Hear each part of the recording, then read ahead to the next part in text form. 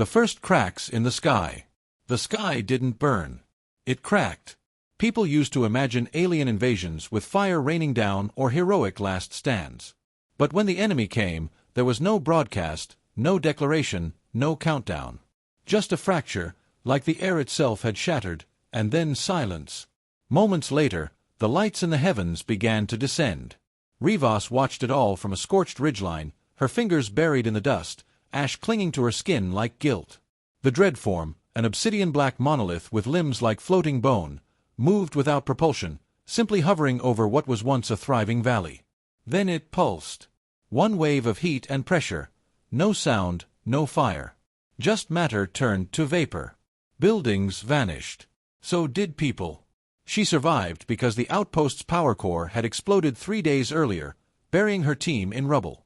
The same rubble had saved her life.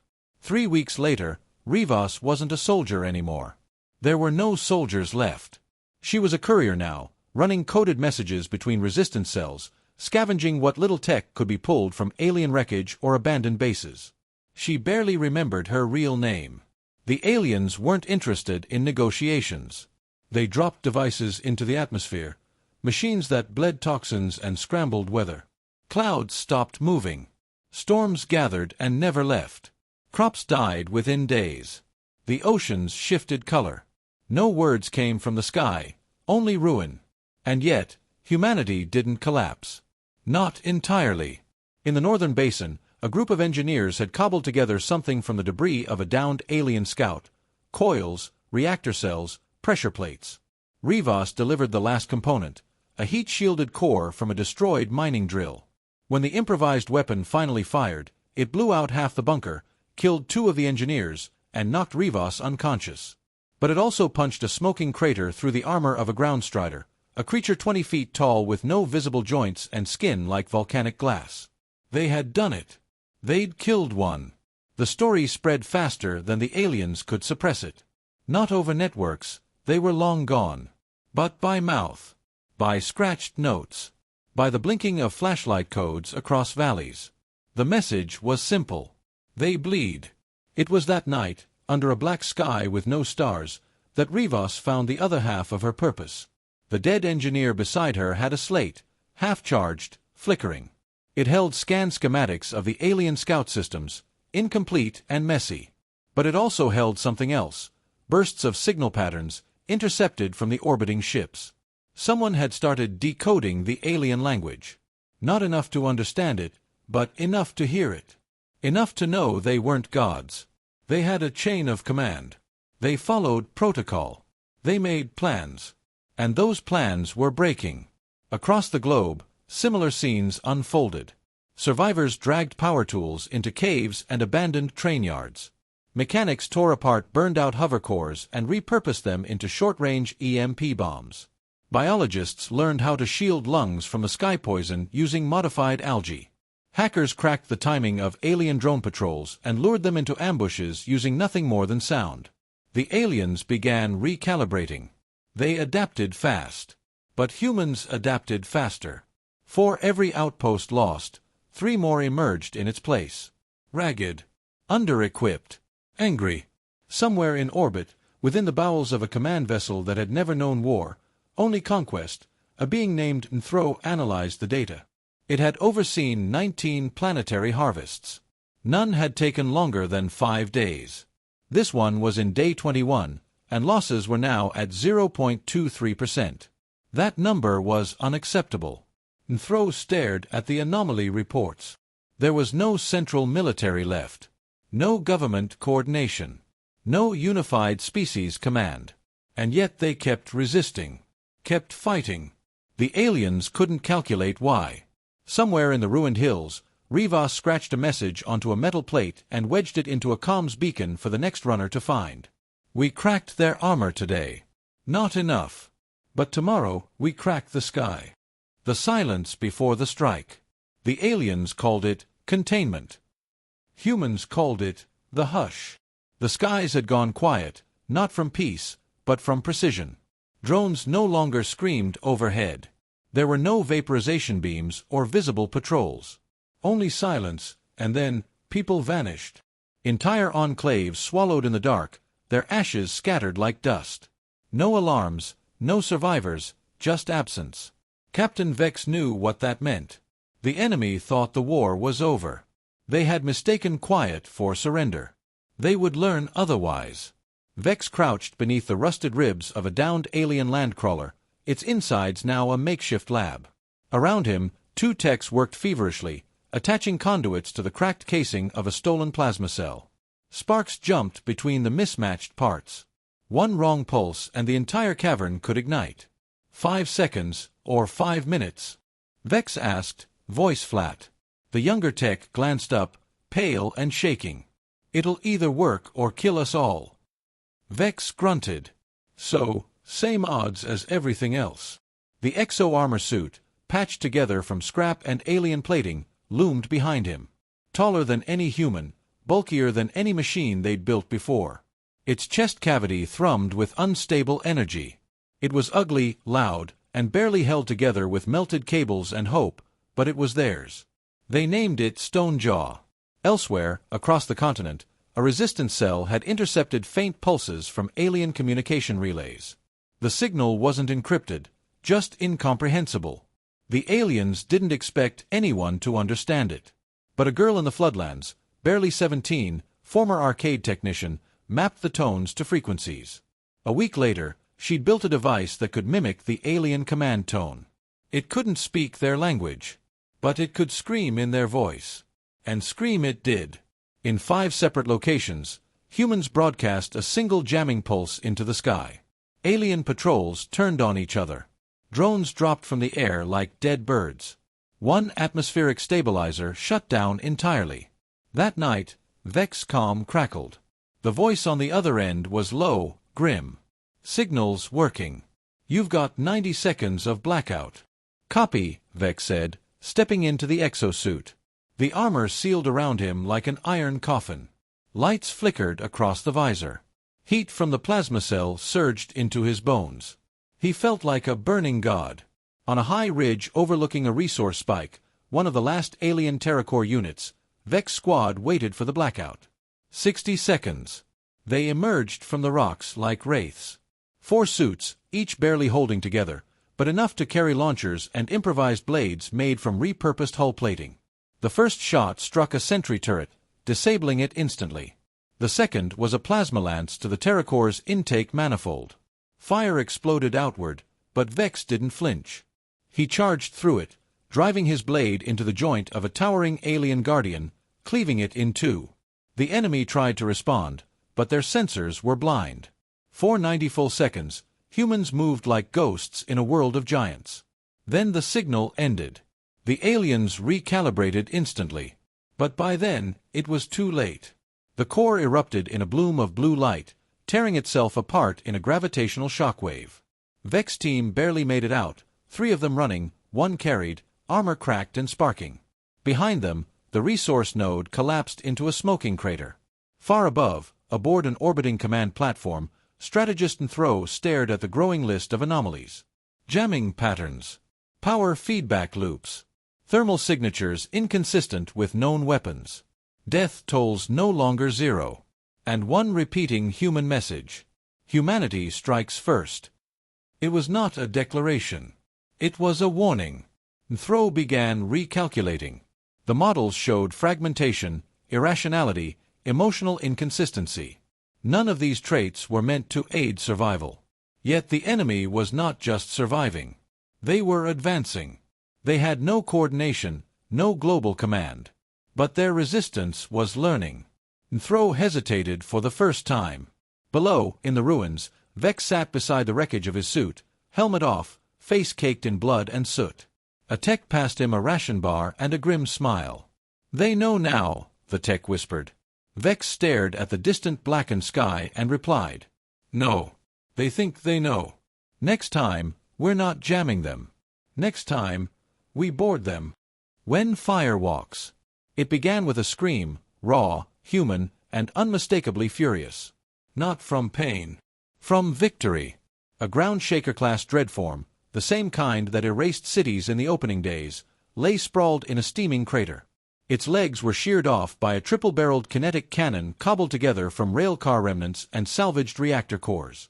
The weapon was still smoking, half-fused from the strain.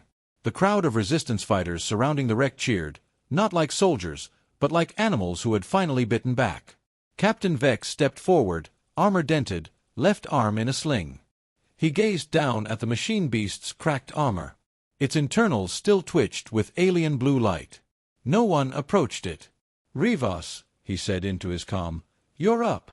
A second later, a roar of engine fire tore through the morning mist as a sleek drone craft dove overhead, cobbled together from 3 downed alien recon gliders and powered by a human-made fusion thruster.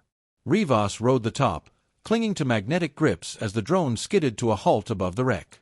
She dropped down and landed hard on one knee. Confirming biomesh. "It's still alive in there," she said, scanning. "Let's fix that." She pulled a modified plasma torch from her belt, knelt beside the exposed inner plating, and began cutting. There was no hesitation in her hands. No fear.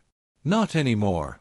In orbit, strategist and Throw stood within a sensory chamber, immersed in overlapping streams of battlefield data. Too much made no sense. Human strike patterns defied logic. They attacked fortified positions while ignoring vulnerable ones. They sacrificed lives to recover broken machines. They launched missiles made of scrap at targets worth nothing. And yet, the kill ratio kept changing.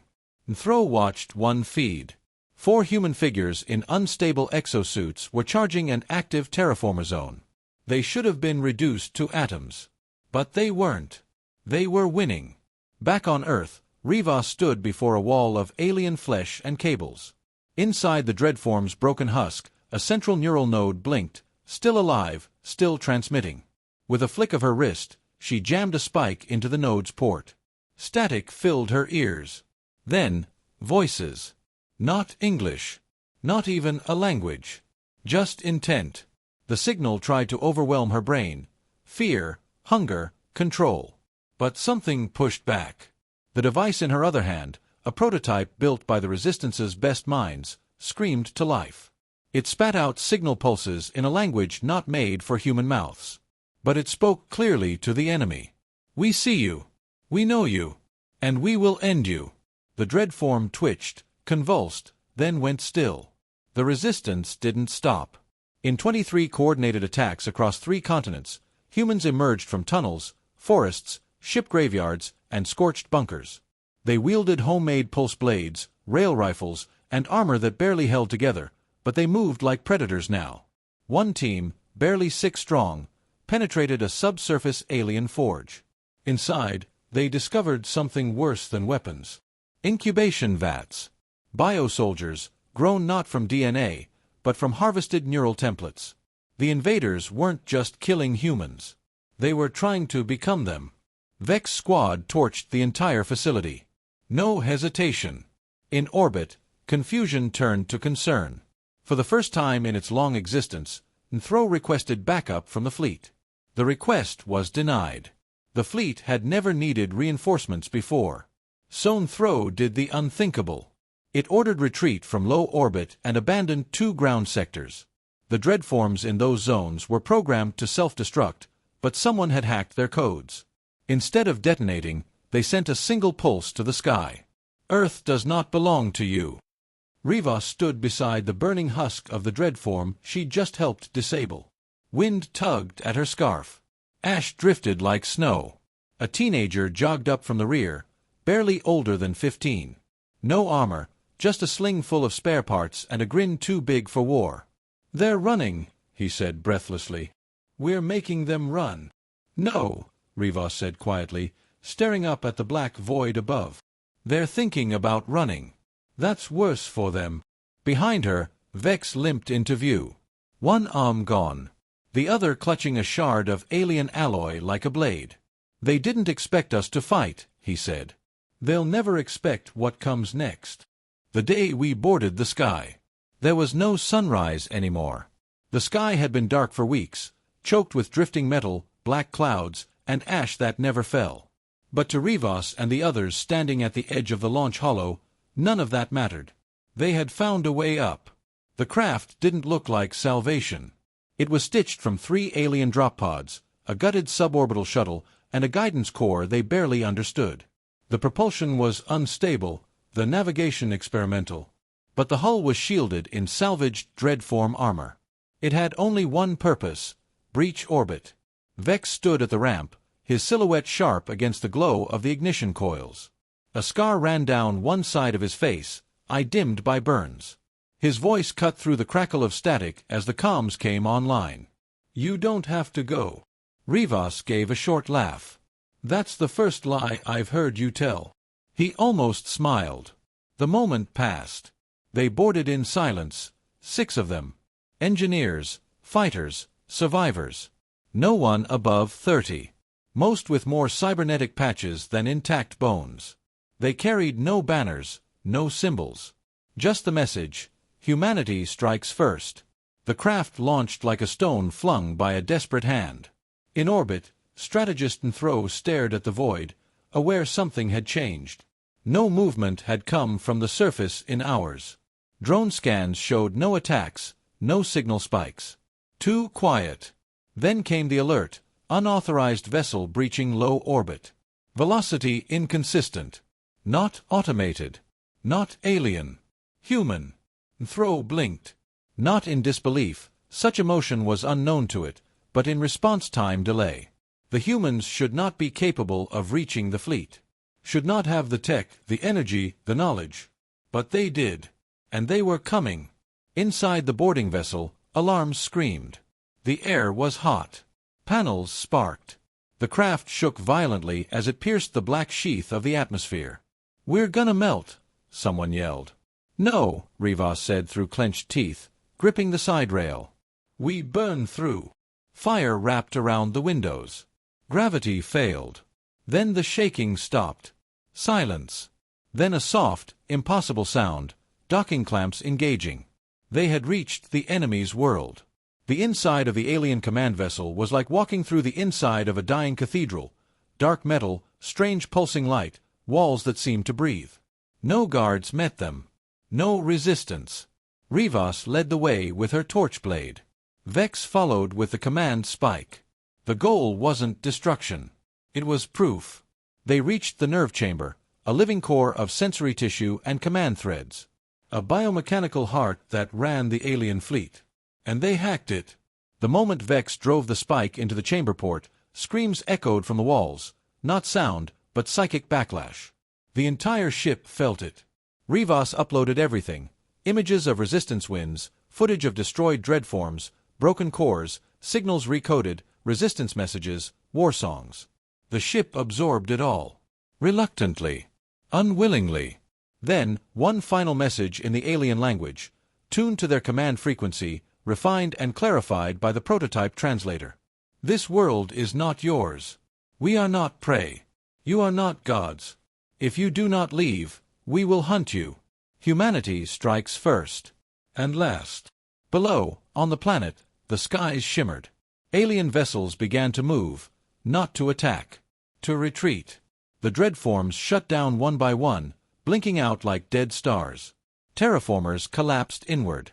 Drones fell lifeless to the ground. In bunkers, tunnels, mountains, and ruins, humans emerged in stunned silence.